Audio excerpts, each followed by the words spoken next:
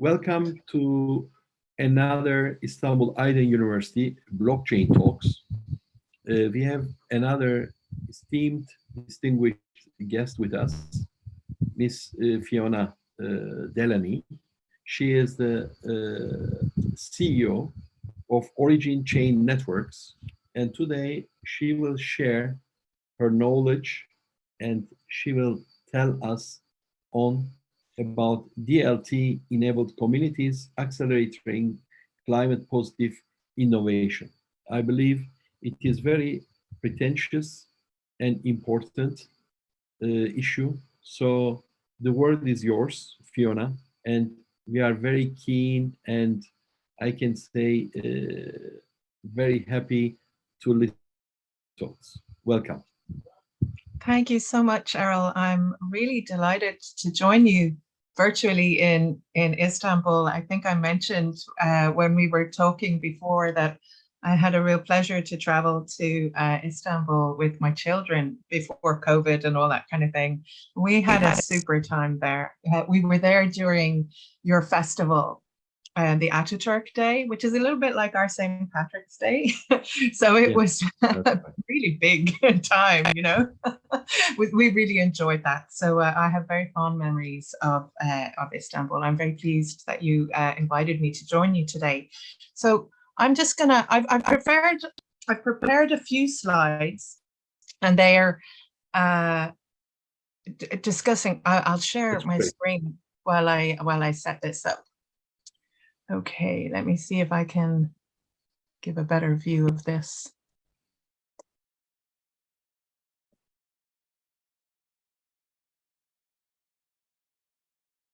Yeah, is that okay? Can you see that? Okay, so I'm the CEO of a company called Origin Chain Networks. I'm the founder. And I set it up because I'm a software engineer myself, and I also have a qualification in horticulture and landscape management. So in about 2015, I would say, 2016, I started to put in my own mind, my entrepreneurial mind, these two contexts together, the emerging context of blockchain and the requirements and the important activities that were emerging for agriculture and even industry. The conversations around, for example, climate action were certainly present then.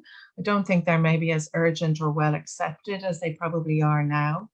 But I think this summer we've seen in practically every country across Europe is experiencing, you know, the hottest temperatures on record, or really different types of weather systems and weather experiences in winter as well as in summer. So I think we're beginning to actually live through in real time the outcomes of climate change. That side by side with the wider context of the global population growing, and as we all know, food security, feeding not only ourselves, but, you know, our communities, and assuring, I would say, safety and a degree of comfort through the provision of sustenance, nutrition, availability and access to trusted, like reliable sources of food is going to become an increasing concern for us right across the globe, similar to something like access to water, clean water, and access to energy, new sources of energy, which, and I sort of bundle together with that, access to the internet, because increasingly we see all kinds of industries, including agriculture and including this emerging context of addressing climate change. So it's more or less becoming a new industry, I would say. And we see that at European level with the arrival of something called the Green Deal, which is the policy or the strategy which underpins reporting and requirements to address climate change or climate action, or even just something, you know, as simple as measuring impact, where that's a whole new industry that is emerging. And so the title of this talk, DLT-enabled communities to accelerate climate positive innovation. There's kind of three different parts to that. So DLT-enabled is essentially blockchains, distributed ledger technologies. Communities, I think we can see that as it could be nation states, it could be aspects of society, it could be regionalized or localized. In the farming sector, we might see it as, let's say wine growers or livestock managers, different types of farming could be different types of communities. And then accelerating climate positive innovation. Innovation, by definition, Erol, as you know, is something that must happen in the marketplace. It's not an innovation if it's an idea. It's not an innovation if it's a white paper or an academic paper. It is only innovation if it is in the marketplace delivering impact. So those are some of the things I'm going to talk about here. And in terms of accelerating climate positive actions, I'm mostly going to focus on agriculture and farming and the food sector, because that's really my area of expertise. But feel free, please, Erol, I prefer these things when they're more conversational. So feel free to stop me and maybe ask me questions, or if there are any questions in the chat or anything, just let me know as we go along. I would love to get your input or feedback as we're going through this. Let me just, that's the title of the talk. I think that agriculture is the most important thing. Also, today's point in the Ukrainian and Russian war, I would say. Yeah. And, we have a very big shortage in the wheat and barley and the others. And it is really important issue. And we are very happy, by the way, and lucky that we have you today that could give us more information in this section of the agriculture. Thank you. It's great to. Thanks, Erol. It's really it's an emerging context, the situation in Ukraine. I mean, some people say they expected it or what, but the impact is very real on our supply chains. Okay, so I would say the impact in Turkey, for example, is a little bit different than it might be in Ireland. Ireland is on the western edge of Europe. It's mainly grassland management. You can't even, if you grow wheat in Ireland, I don't think there is one mill left that you could actually grind your grain to turn it into flour. Our whole country is more or less entirely focused on dairy and beef production. So similarly, in many other countries, I don't think it's quite the same in Turkey. I think you still have quite a far more diversified agricultural system there. Smallholders and a lot of people, particularly in rural areas, still feeding themselves and their communities, right? I think that's far more common than it might be in Ireland, even in the UK. I was talking to, it was a VC investor from Luxembourg, and he was saying, they just can't feed themselves. And Luxembourg is a small country, right? Comparatively, I mean, Ireland is small, but Luxembourg is smaller. They can't feed themselves, right?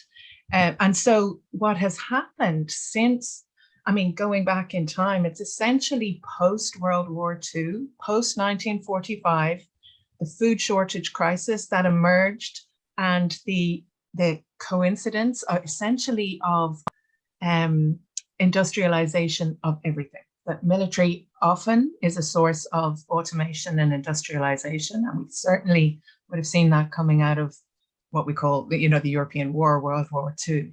That massive shift into automated practices, and with that, and the pressure of feeding people right throughout Europe after the devastation of war, and just the loss of so many lives, so many men who were the farmers before, and now what we have was the arrival of monoculture as the default emerging practice to satisfy localized, specialized demands. So if in Ireland we were good at growing grass for beef because we have a lot of rain, we will specialize in beef and dairy production, and we will export. So we produce something, overproduce 600%, I think. We export massively. Now, our product is very good. I would, Irish beef is very well known. It's very well renowned. Dairy product as well. Milk, dried milk, all that, excellent produce. And because we don't need to supplement the feed, because there's so much grass, so much water naturally occurring, even though livestock management is costly on an environmental level, to do it in temperate climates makes more sense than it might do in, let's say, Mediterranean climates, where they need to supplement the water and the grass and that kind of thing. So we start to see specialization. We can see it in terms of efficiencies in supply chain. So if you know that in Ireland you're going to grow grass, you can breed cattle that are high producing, high production milk, or you can select the species of grass for the best nutritional value in the milk. And what we have now in Ireland is the members of the government have declared a biodiversity crisis because the farming practices are significantly monocultural. So rather than letting the grass be what we call multi-species sward with plantains and clovers and chicory and, very, very diverse, what has happened is that farmers were selecting the grass for the highest production values. And so there might be 3 or 4, maybe 5 types of grass that they were growing. And they were not providing sufficient diversity to promote good soil structure or enough diversity to enhance the soil quality year on year. So now there's a big shift, of course, more towards this concept of multi-species sward to enhance biodiversity, and then to look at peripheral habitat management. So you can do this in any, so even if you were, not that I'm trying to advise people to cut down rainforests to plant palm oil plantations, but even if you took a strategy there of maintaining peripheral habitats within that kind of monocultural context, you would be doing something which we are starting to term regenerative practices in agriculture. So much of this is, it's sort of about unlearning or looking back into history as to how come we have this monocultural food production, and there was no big decision to do that. There was no pro-con list. What's the opportunity cost? It was post-war, automation is here. We've got all these factories building machines. We're going to use them, and we are going to produce food in an intensive way and use export as the way to satisfy and manage supply-demand issues. Now, what we have, almost 100 years later, let's say, is a biodiversity crisis for the thoughtlessness of the impact that is arising. So we through everything, through land management practices and through industrial management process, we really need to start to address these things. And the interesting thing for technologists and for your students, I think, is that this aspect now is a whole emerging industry.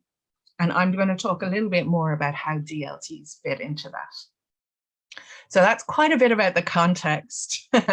A little bit about my company. We essentially have a system called AgriTrust Mobile Farming because we recognize farmers have fairly limited access to the internet, especially on their farms. And we do very, very simple things to help them self-report on impact measurement. There are very few agreed impact measurement methods. So we basically create an interface for researchers to allow researchers to experiment with what they think are those, you know, sort of 20% of indicators that indicate the 80% effective results. So it's very, very emerging, really.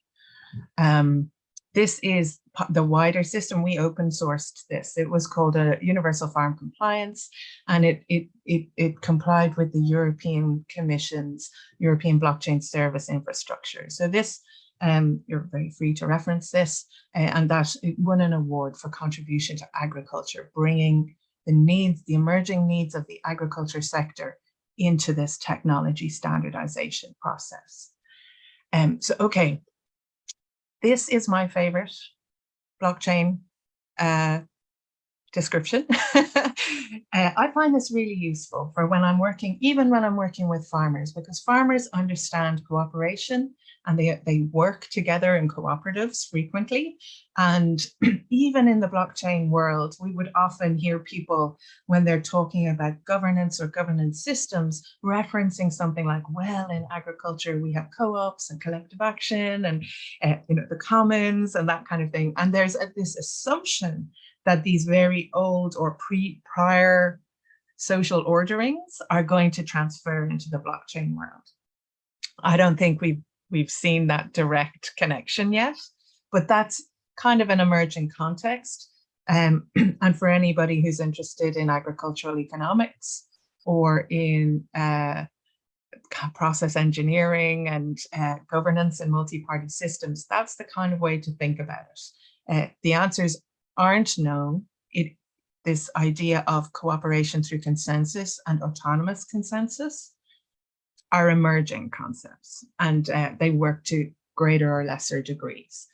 So there is no, you know, fast, easy solution in this area. So blockchain technologies offers increased value for partners who cooperate in a decentral network. Sometimes I say that is a multi-party system.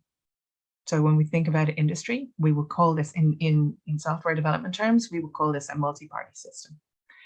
And they're providing data, process integrity, automation potential, and enabling the transparent transfer of value and rights.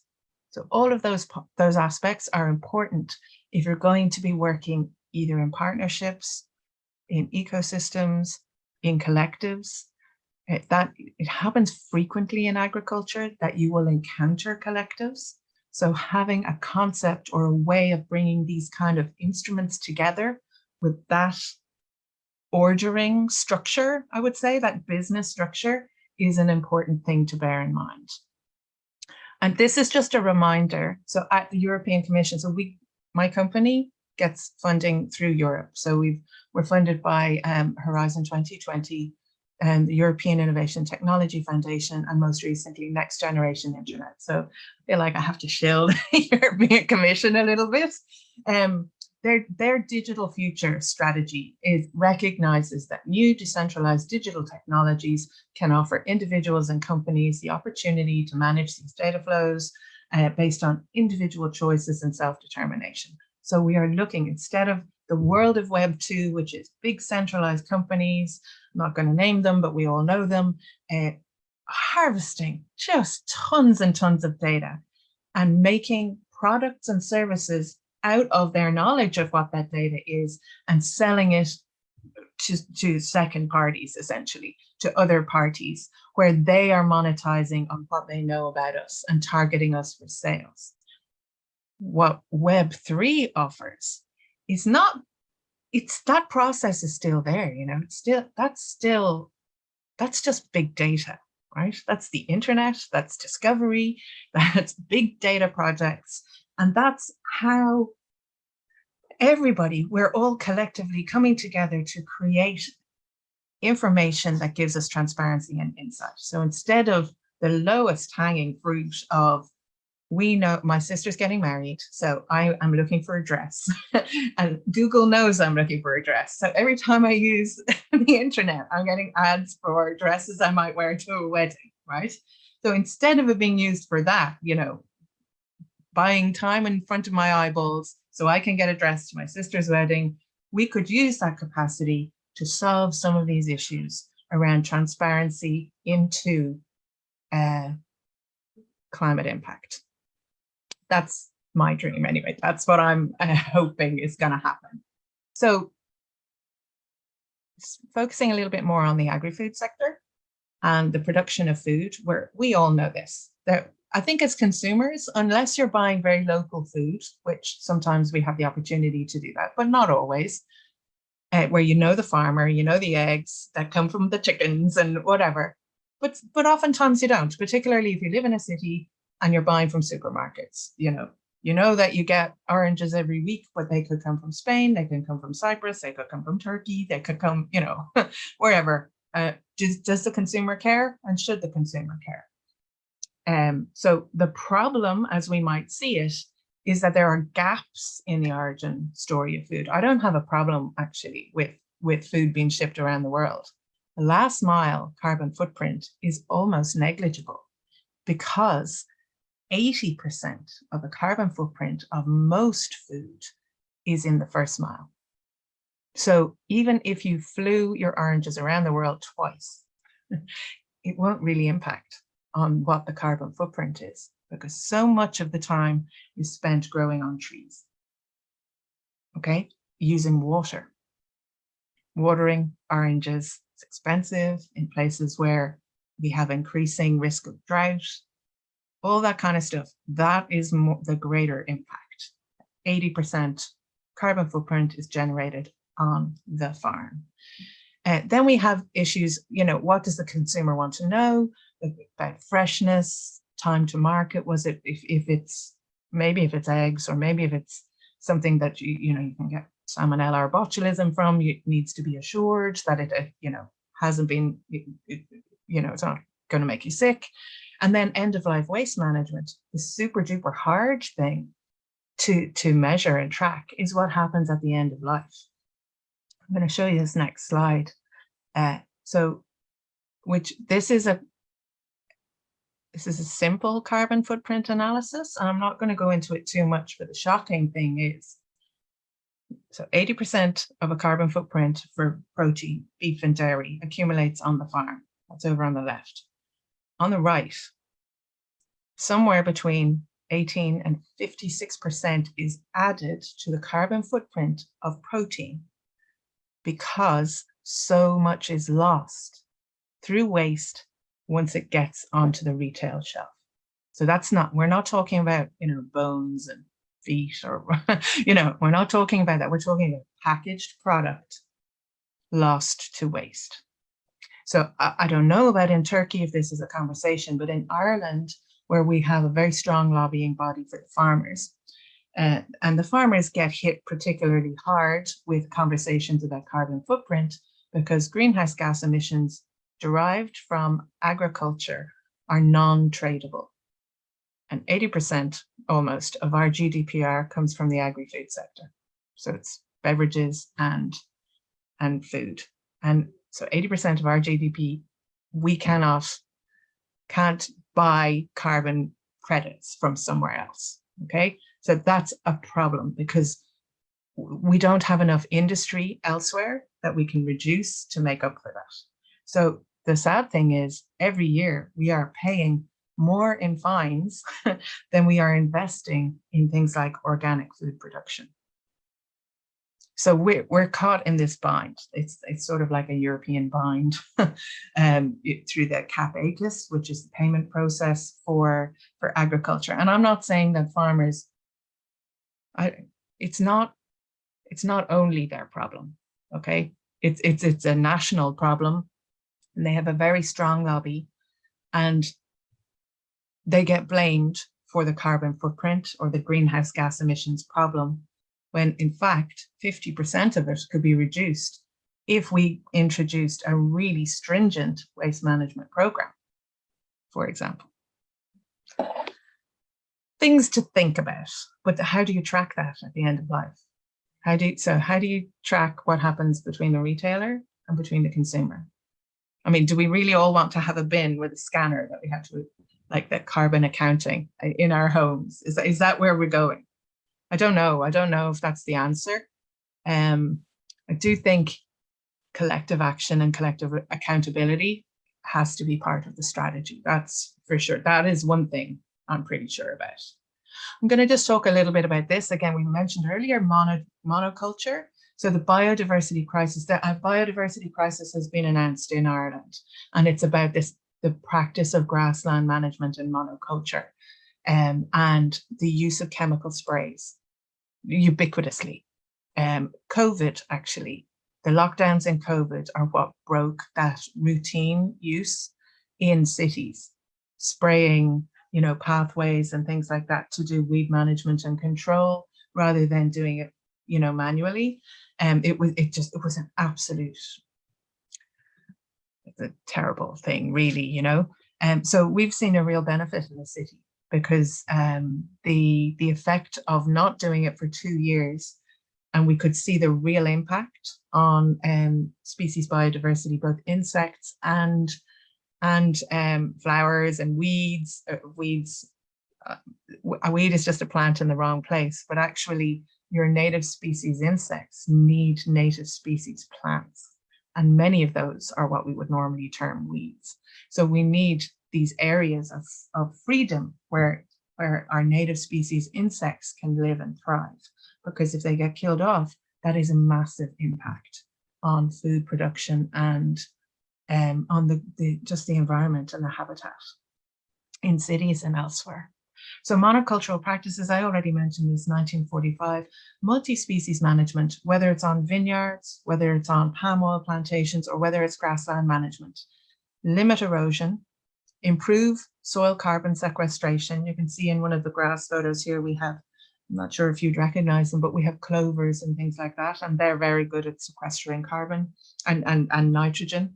And by using this kind of multi-species sward, you can reduce by half the amount of chemical that you might need to put even on grassland. That is massive the biggest impact on the farming industry in Ireland of the terrible situation in Ukraine is we can't get access to fertilizer, and they need that for the grass. So they're big crisis over here. So this now, 5 agri-food contexts where DLTs are already deployed. There's a lot of text here, so I'm not going to talk through it, but I did this for the Standards Development Agency, ISO. It was for a technical report that looked at subject and object identifiers and how you might use those registries, those industry identifier registries, in blockchain system design. And this was something that I kind of analyzed for myself. In the agri-food sector, we have 5 main areas where we're looking at agri-food contexts, or DLT in agri-food. We've got the big corporate social responsibility schemes, like Brazilian beef providers assuring people that they're not cutting down the Amazon forest to make grassland. We've got the not more standard, I would say, like IBM Food Trust. They're looking at traceability optimization, so track and trace, more or less like closing the loop between the farmer, the distributor, and the supermarket retailer. That's more or less what they're doing there.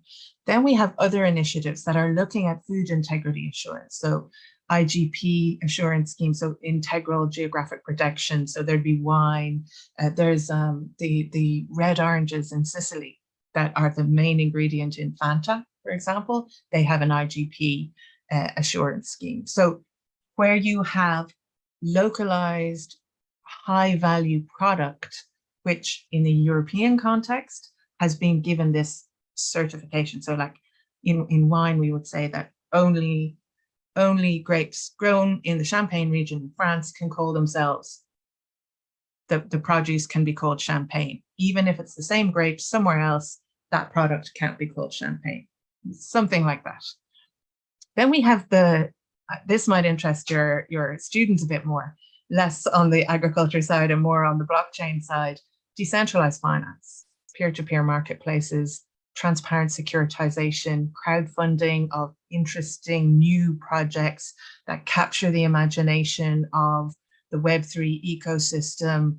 And, Web3 is all about sort of personal choice and, avatar identities. And a lot of that, what we're seeing with the metaverse, is products and brands moving into that sort of Web3 space. And you can imagine food, shampoo, you know, those high value things that we see in popular culture, like, for example, champagne, or like, I mean, clothes, cotton is grown as well. So we will be looking maybe at something that you could have something very high value that is very meaningfully represented or funded, or creating a greater connection between the brand and the community, or the brand and the consumer, using DeFi tools, kind of like NFTs or other sort of staking and crowdfunding initiatives.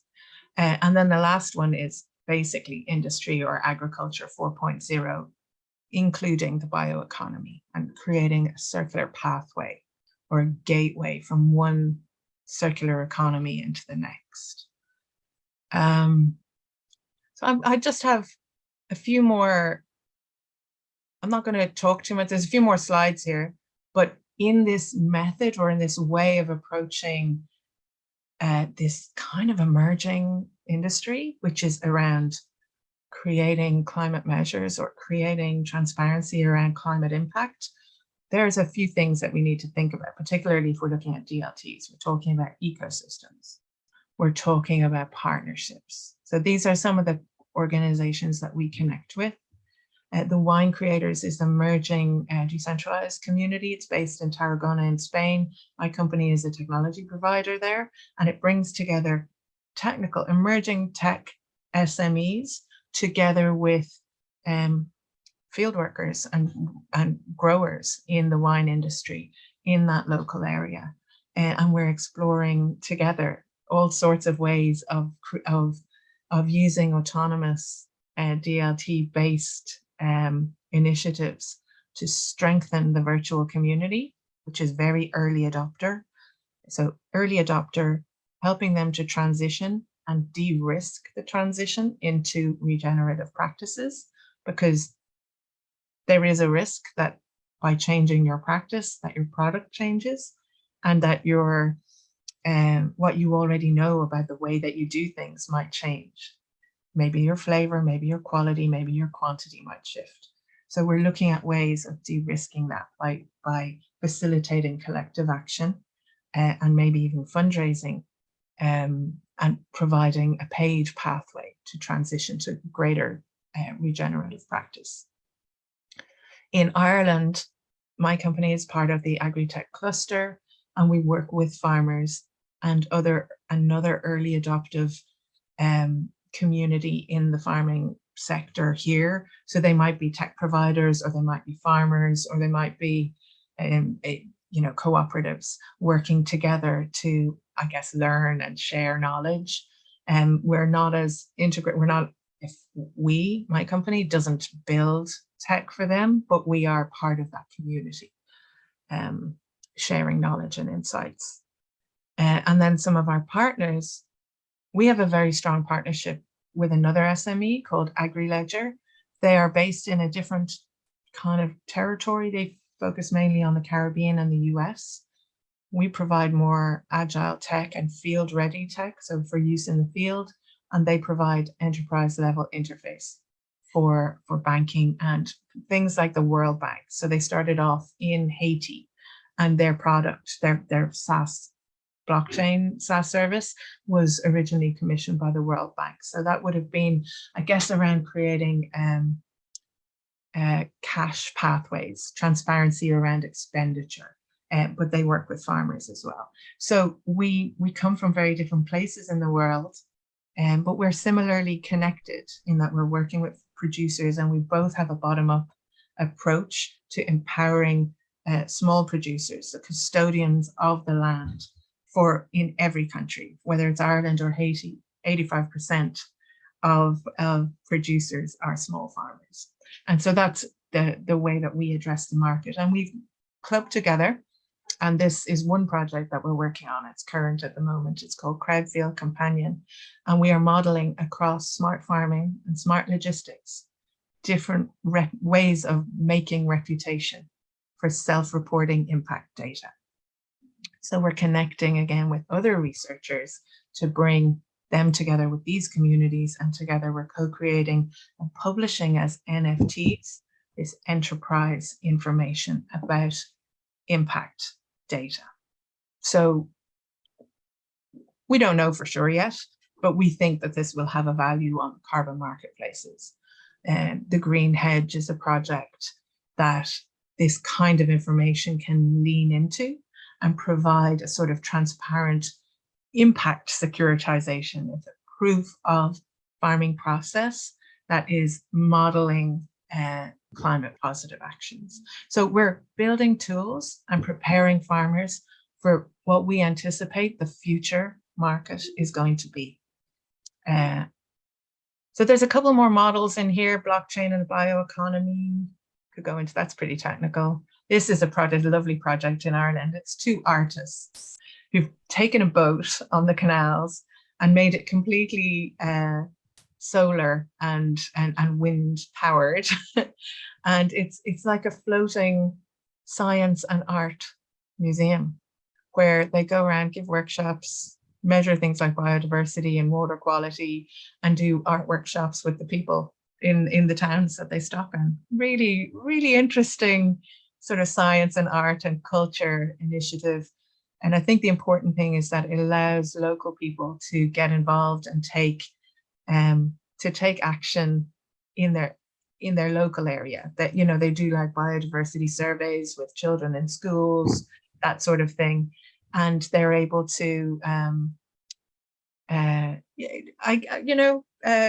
generate support and insight and all that kind of thing from them. And this is another project in my locality. I live in the city centre, so it's a pretty urban area.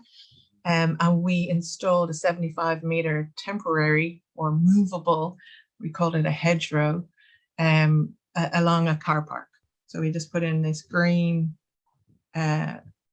totally native species, pro-insect, bee-loving set of plants. And we won a local award for best community garden and that kind of thing. So it's really, we linked together with the owners of the shops below us to get involved, and they now have, like, when they're on their break, they come up and sit there and have their coffee and that kind of thing. It's just, for what was, you know, a first floor, very concrete car park, it's become a really glorious space, I would say. Very, very abundant and floriferous, if I'm allowed to say that word. So yeah, that's a lot of talking.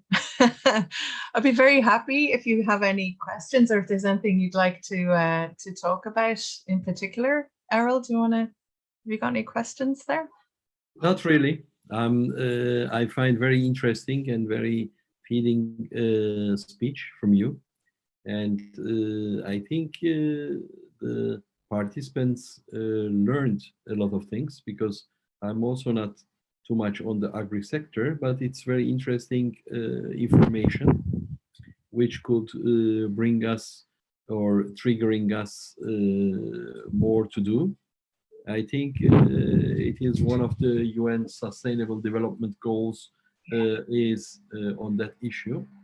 So that's a good point. When I was preparing the slides, I was like, how high level will I go? Because of course the UN is an amazing community supporting climate action, and not only has it created that very comprehensible set of SDGs, 17 goals, but it also, with the UN, is a standards making body.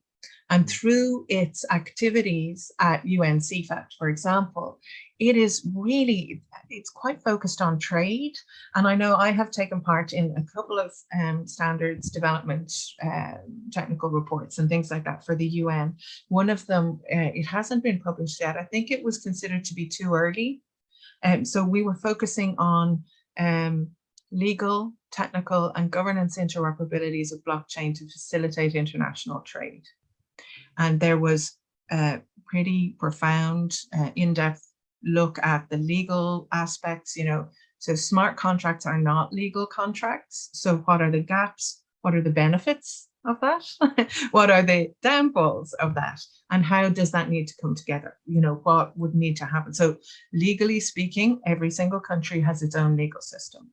In Europe, we've got the European Court, but unless it's regulated, national law stands, right? And then, of course, when we're looking at international trade, you've got the laws in both countries. If you're exporting to the US, not only have you got federal law, but then you've got the local laws as well. And as we all know, in the US, that's that's where the money is, working out the legal gaps, right? Yeah. So technical interoperability is something that it's an ongoing. I mean, we've come so far actually from the origins of the internet to where we are today, and that combing through that and addressing efficiencies and meeting the increasing demand is something that progresses all the time. And you know, as somebody myself involved in technical standard development, it's not that it's easy, but it is ongoing. I don't see a big gap. I see a lot of people all over the world participating and getting involved, and you know, it really is a very, very progressive, engaged process. You know, things like climate action and how to address that is less known and less agreed, and so seeing how we progress there is something, if it is to be an innovation, needs to happen in the marketplace. We can't sort of standardize for it and then apply it. We need to, you know, and the great thing about Web3 and DLT is that we can iterate these modules in the marketplace. And there's enough people now in terms of early adoptive communities who are very knowledgeable and forward thinking and are investor ready. You know, the Web3 space or the metaverse, a lot of people, they don't necessarily have a lot of money, but they're ready to put their money where their mouth is in terms of supporting initiatives, getting something off the ground. And if this is an area that is of interest to you or to your students, yeah, I recommend jumping in. I do think the more good minds we have puzzling on these things, whether, I mean, you said already, Erol, that agriculture is not really your domain, but even if it's industry, if we think of industry, we think of circular economies, we think that question, you know, at the end of that holistic view of the value chain, what happens to the waste in industry? We have a whole opportunity there to reduce, reuse, recycle, and create new supply lines for you know, biofuel feedstock, all sorts of different things. You know, so there's whole spin-off industries here and whole opportunities if we start to model our supply chain and our business in this wider view. It doesn't have to all be the stick. You know, you're not environmentally friendly enough. Actually, there are business opportunities here, I think, for many. Okay. First of all, I didn't say that I'm not interested in agriculture. I said I have no. I said I have not such a knowledge like you have, because you know we are more on the DeFi side. But it is very interesting to know new things because it helps, and as it is very clearly, it expanded to each other's values. So I think you did a great job. You know, you give all the information and all your thoughts, and I think we learned something, because it's one of the most important thing of these webinars is bringing esteemed speakers and to learn something from them. So I think new, yeah. Yeah, I think we did it today. So Fiona, I'm very thankful to you to have time for us to participate in our webinar. I would like to say to participants, as Istanbul Aydın University Blockchain Academy, we are very proud to have today as our webinar in blockchain talks the guest speaker, Miss Fiona Delaney, and we hope that we will have some cooperation and some interesting future together. Thank you very much.